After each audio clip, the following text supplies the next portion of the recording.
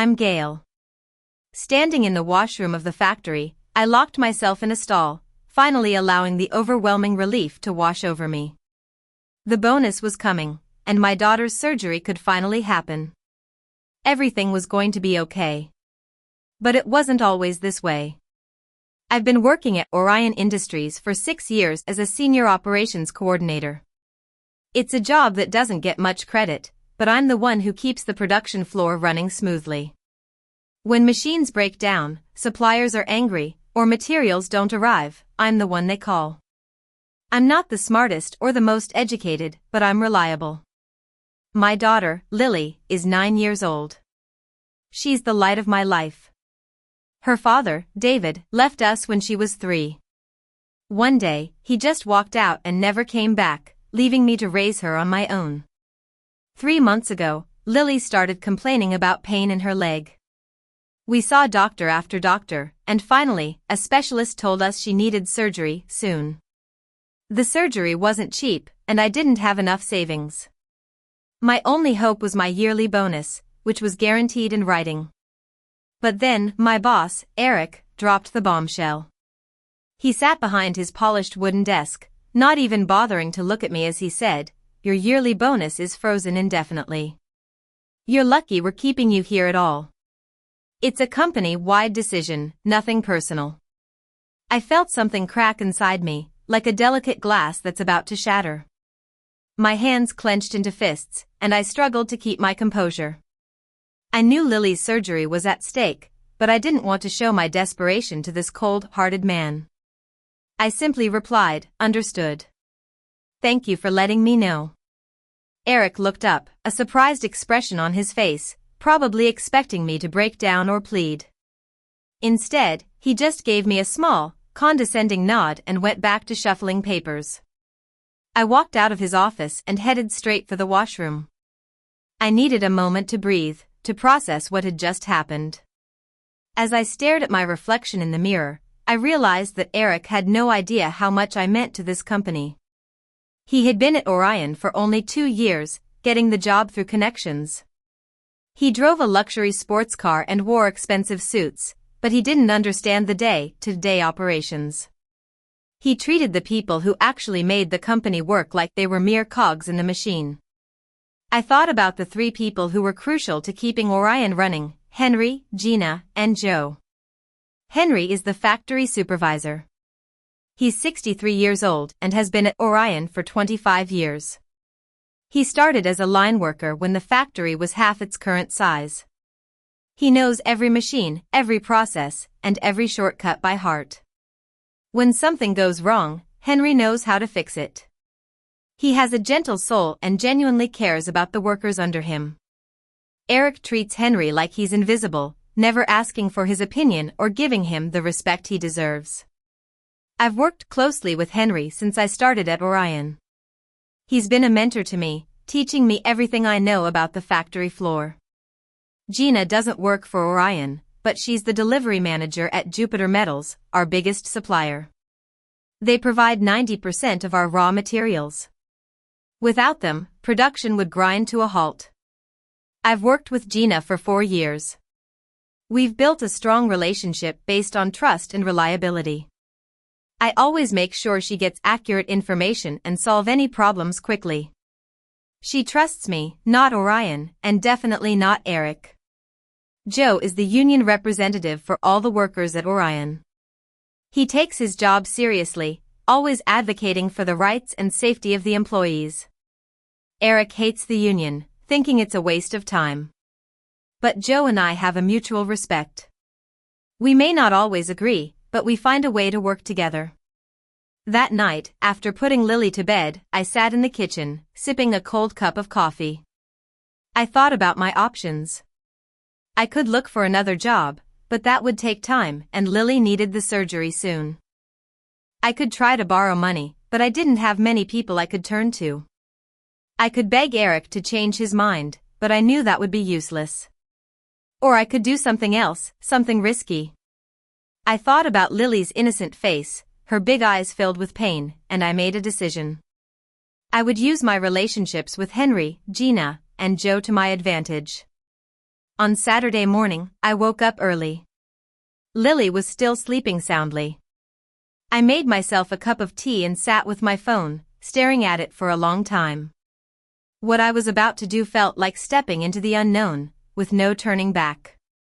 I made the first call to Henry. His gruff voice answered on the third ring. "Gail, everything all right?" he asked.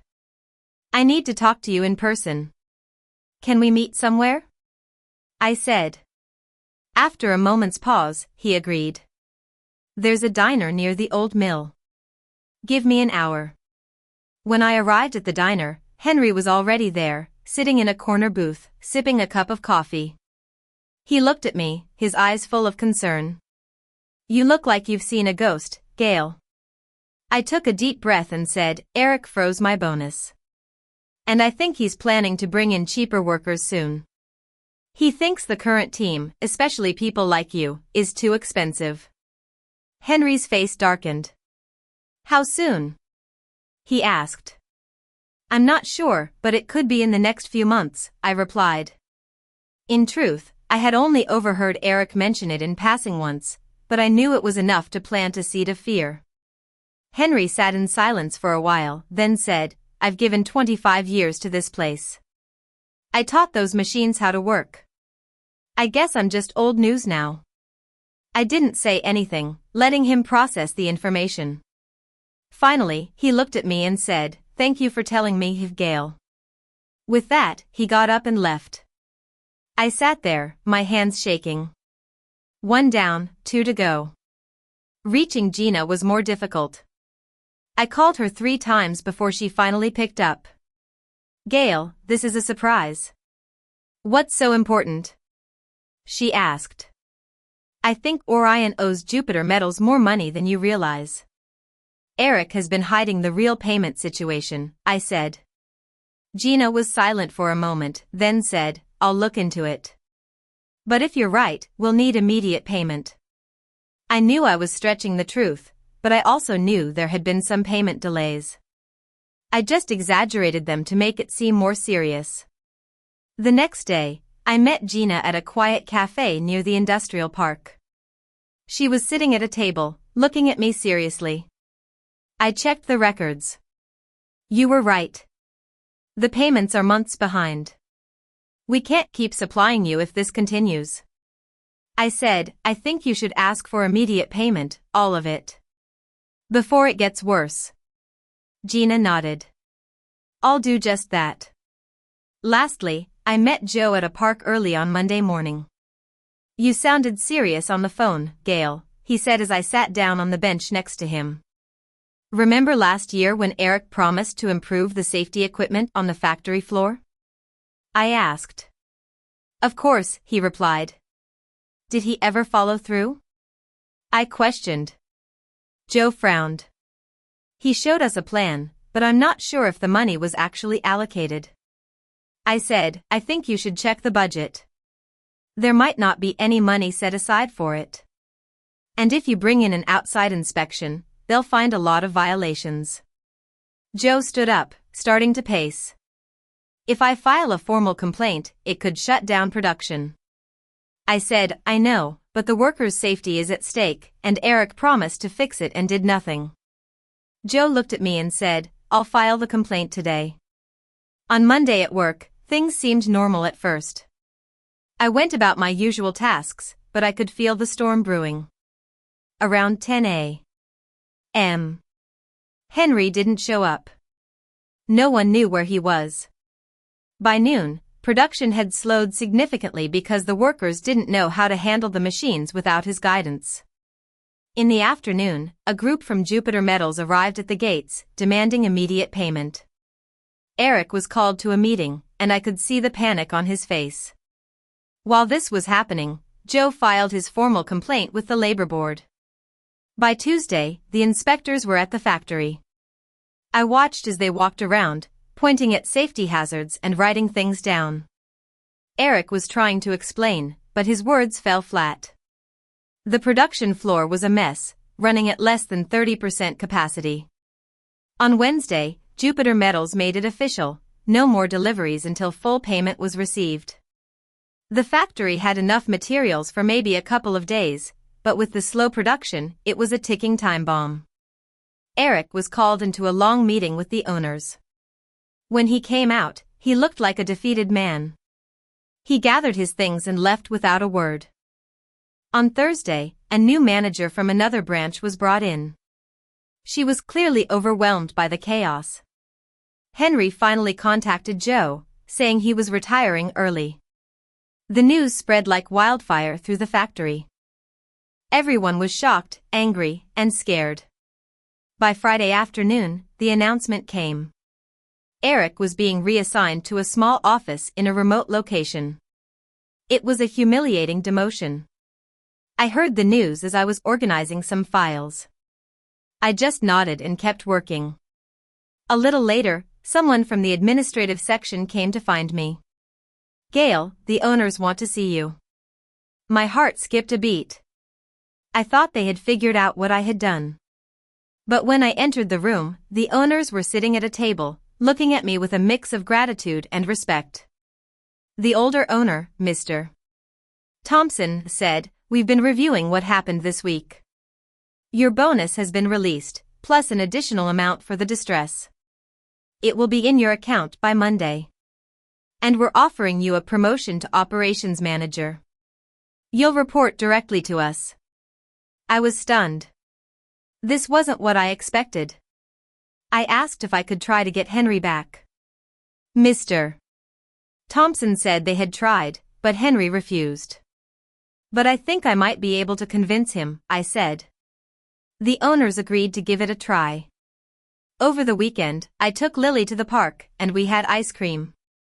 She seemed happier, not knowing the turmoil I had been through at work. On Monday, I called Henry. He agreed to meet me at the same diner. When I saw him, he looked tired but also a bit more relaxed. I told him Eric was gone and that the owners wanted him back. "I'm not going to be treated like dirt again," he said. I replied, "I'm the new operations manager, and I won't let that happen. I need your help, Henry. Just for a few months, until we find a permanent replacement. For the workers on the floor who depend on you." After a long silence, Henry finally said, 6 months, part-time. And I wanted in writing that I'm a consultant. I agreed, and we shook hands. In the following weeks, with Henry's help, production slowly returned to normal. We hired a new supervisor, a young and eager man named Tom. Henry trained him patiently. The payment issues with Jupiter Metals were resolved through some tough negotiations with Gina. The safety violations were addressed, and new protocols were put in place with Joe's help. Lily had her surgery 6 weeks after I got the bonus. It went better than expected. She spent 2 weeks recovering at home, constantly bugging me for books and games. It was the happiest time for me, seeing her getting better. 3 months later, I got a short message from Eric, "I know what you did." I deleted the message and blocked his number. It didn't matter. I had one. I had fought for my daughter and for the people who deserved better at Orion Industries. Looking back, I know I lied, or at least stretched the truth. But I don't regret it. When your back is against the wall and someone you love is in danger, you do whatever it takes. I'm not sure if I'm a hero or a villain, but I'm a mother who protected her child, and that's all that matters.